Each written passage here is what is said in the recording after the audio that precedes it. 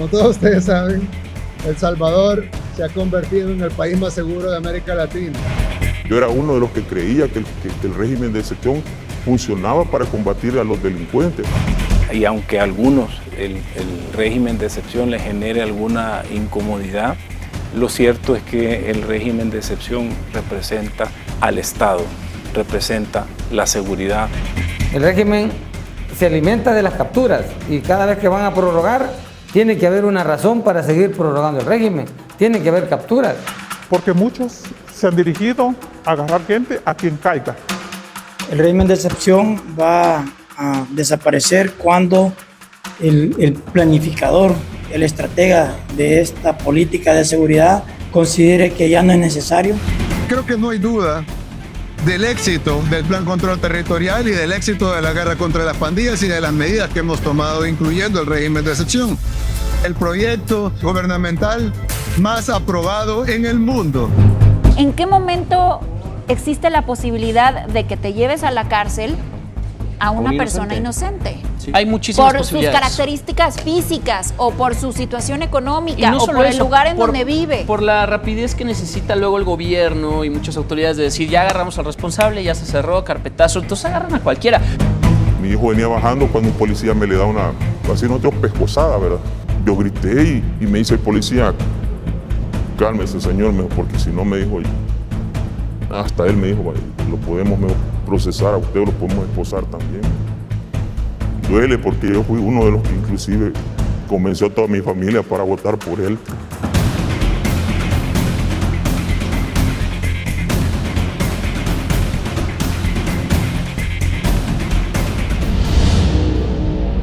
A finales de marzo de 2024, El Salvador inició el tercer año de vivir en un régimen de excepción que surgió para erradicar la violencia generada por las pandillas. Este régimen ha tenido buenos resultados, pero también ha significado daños colaterales irreparables, como el fallecimiento de personas en los centros penales del país y la detención de miles de inocentes.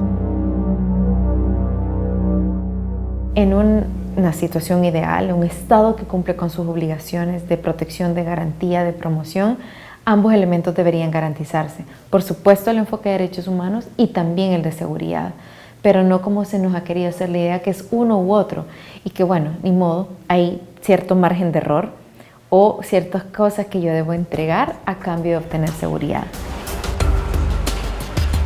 Un informe presentado por varias organizaciones de la sociedad civil sobre los 2 años del régimen de excepción muestra la crisis en derechos humanos que vive El Salvador. Este documento fue elaborado a partir de 6.305 denuncias de violaciones de derechos humanos recibidas entre el 27 de marzo de 2022 y el 15 de marzo de 2024, que se traducen en 16.289 hechos o afectaciones a derechos.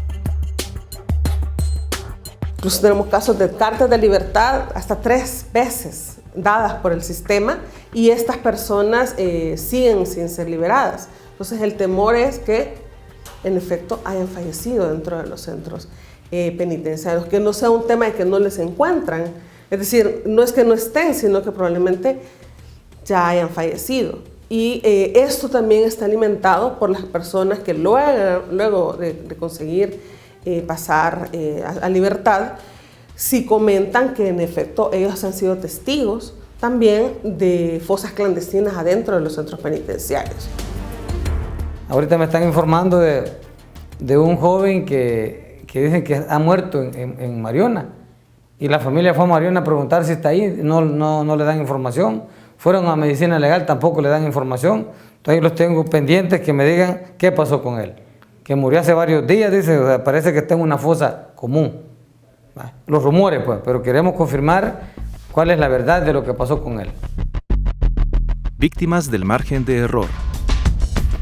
Al inicio de este régimen de excepción, el presidente Bukele afirmó que de los 8.500 arrestos que llevaban a los pocos días de iniciadas las capturas, existía un margen de error del 1%, es decir, 85 personas inocentes detenidas. 2 años después, este margen de error significa más de 240 personas fallecidas en los centros penales bajo la custodia del Estado salvadoreño. A continuación, 2 testimonios de familiares de víctimas del régimen que aseguran con documentos su inocencia y que claman por su libertad inmediata. Yo era uno de los que creía que el régimen de excepción funcionaba para combatir a los delincuentes. El 26 de diciembre del año de 2022, ¿verdad?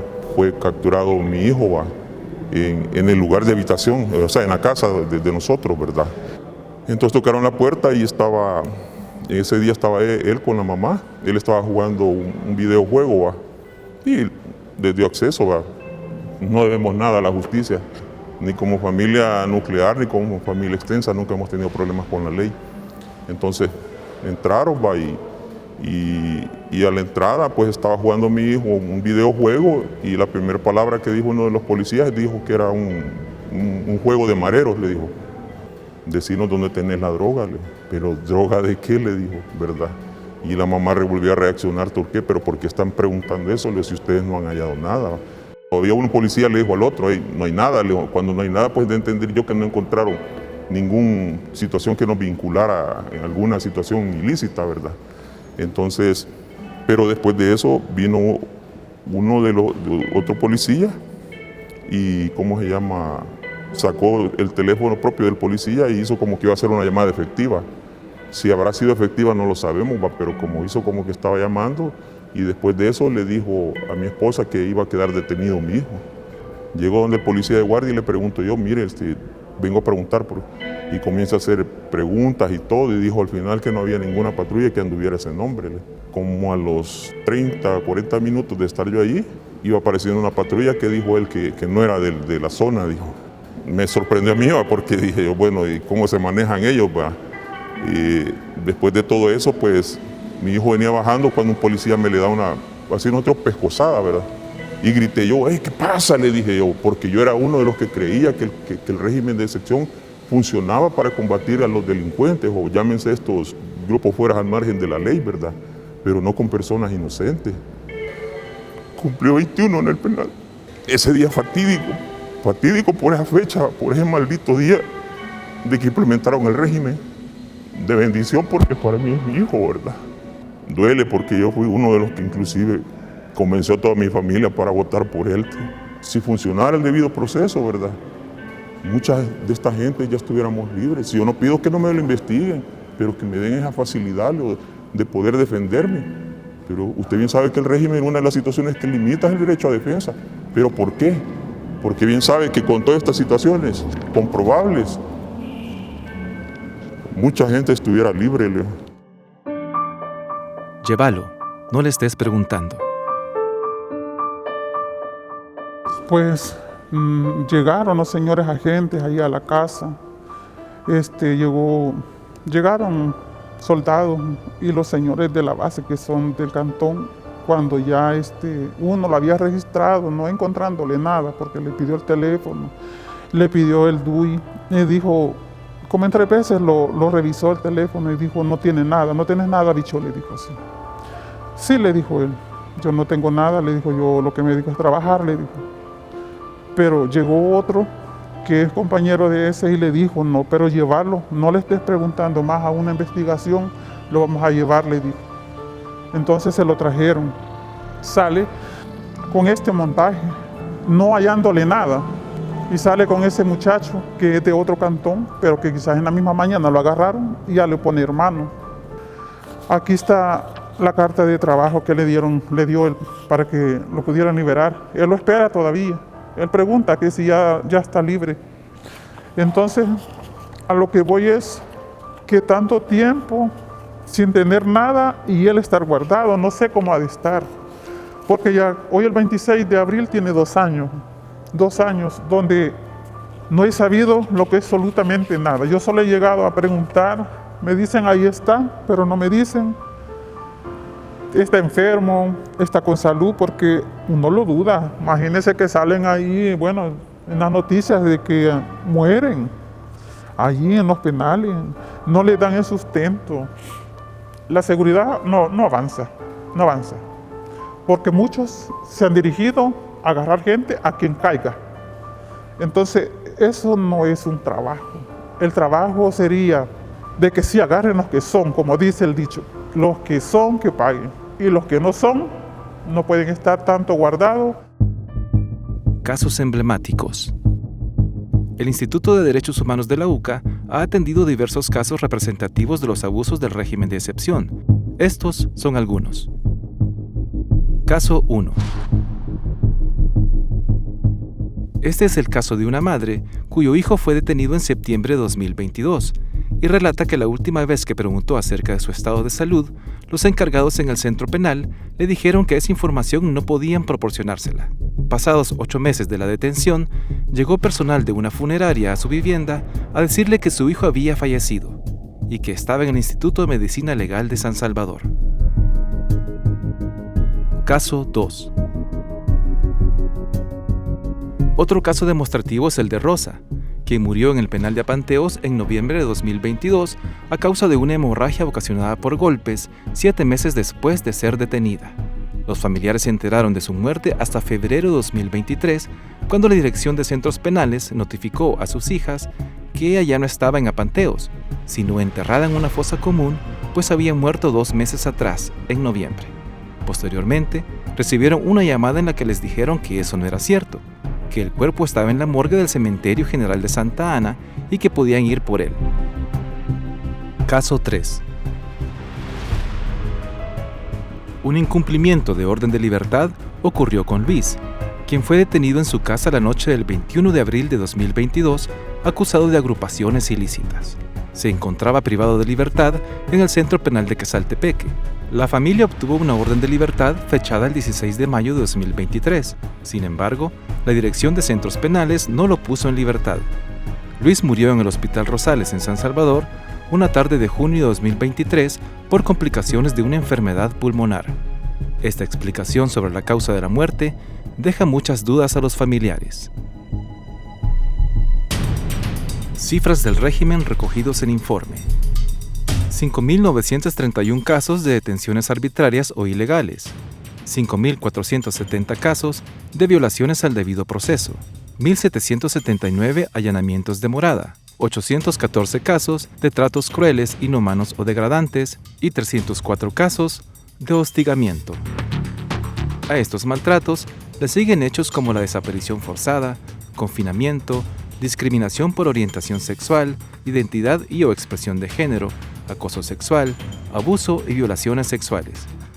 Los señalados por las víctimas como responsables de los hechos son mayoritariamente agentes de la Policía Nacional Civil, con 4.701 denuncias.